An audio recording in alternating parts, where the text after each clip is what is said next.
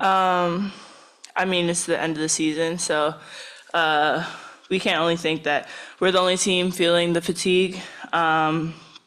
I'm sure Minnie feels that as well. So going into this game, we just got to make sure we were just focusing on executing our things and our schemes. But yeah, we can't really dwell too much on this game. We've been playing games every other day. So yeah, just watch film and then focus on Atlanta on Monday. Emily? Aaliyah, could you just talk about the impact of not having lived tonight against a team with their size and just kind of how you navigated the matchups with Fee and with Smith?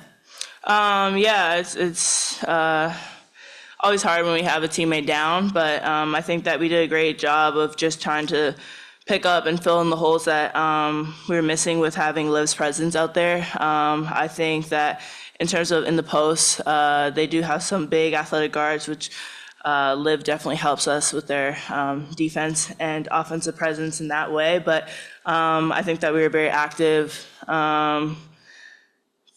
I think that we forced a lot of perimeter shots, I believe. Sorry, I'm just looking at this box score. But I don't think they had too much inside from their big. So I think that in terms of us forwards, we kind of made sure to hold our own there. We could have helped off more with the drives, too many downhill drives. But yeah, I think that we held our own tonight. Carl? Aaliyah, what impresses you about Minnesota, whether it's playing against them or watching them on film, for them to have the record they have? I mean, they're a championship caliber team. You can see it in their play. I think that they're a very sound team. They play together very well. Their coach puts them in the right positions. The spacing's great. So I think that anytime you're going up against Mini, you can't really out hustle them because they're always physical and always tough. It's more trying to outsmart them on the defensive end and offensively putting them in positions what they don't want to do. So being disruptive in that way. But they're a great team. Yeah, the record shows for itself. But I think that for about 3 quarters, we kind of held our own. Going into the fourth, I think we were only down about 12, which was good for us. But again, it's just something for us to keep building on. To the end of the season, we got 5 more games left. So yeah. Daryl? Leah, you've been here about a couple weeks now, so I just wanted to ask you just how do you feel like you've gelled with this team and just how's it going so far? I think I've gelled pretty nicely with this team. I also think that this team has really welcomed me, which isn't always the situation going into a new franchise, new organization. I'm grateful for my teammates. I also get to practice my French a little bit with my Frenchies. So I think just, building new relationships and having those relationships within the team really helps. Off the court really helps our chemistry on the court. I think, I want to shout out Mimi. I think she played well for us today coming off the bench. She hit me with a couple dimes, and I think that is just a credit to our team. Everyone puts in the work.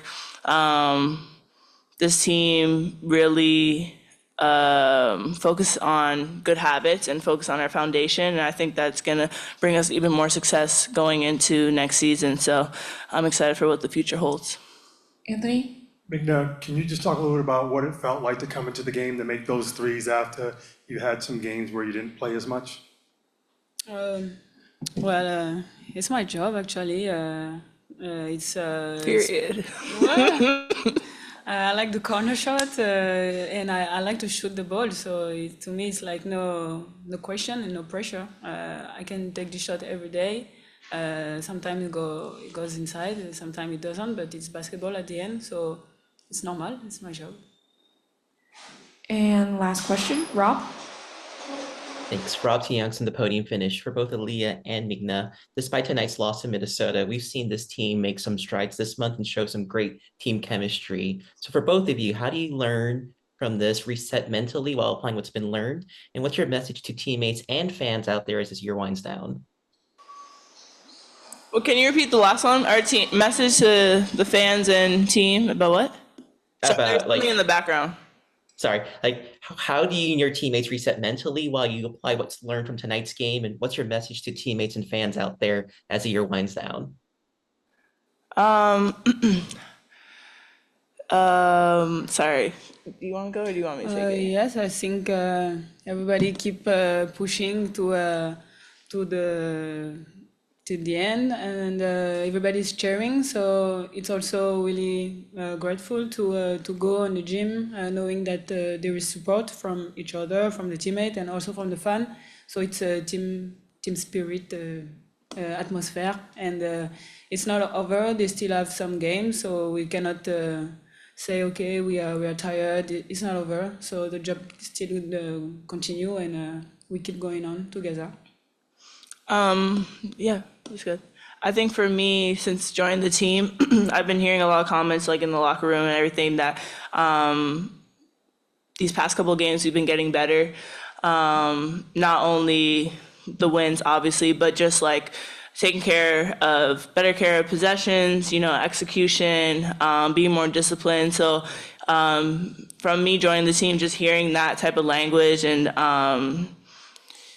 that type of leadership, I feel like in the locker room has been great for me to kind of build off of for my individual game. And I think in terms of the fans and the support, building off of what Mina said, but just thank you. Just very grateful for riding out the season with us. I know it might not be easy to cheer for a team with our record, but just want you guys to know that we are still putting in the work. We're still building. We're still focused on getting those dubs. We've handed out a couple dubs for you guys recently. So we're just going to focus on doing that. But I think what Mina's saying, just we're not going to settle for, a loss like today or not settle for average. We're always going to strive for greatness. So.